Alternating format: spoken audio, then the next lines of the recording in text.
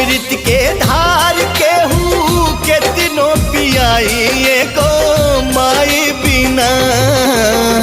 कैसे करे जवा जुड़ाई ये भाई एगो माई बिना। कैसे करे जवा जुड़ाई ये भाई एगो माई बिना।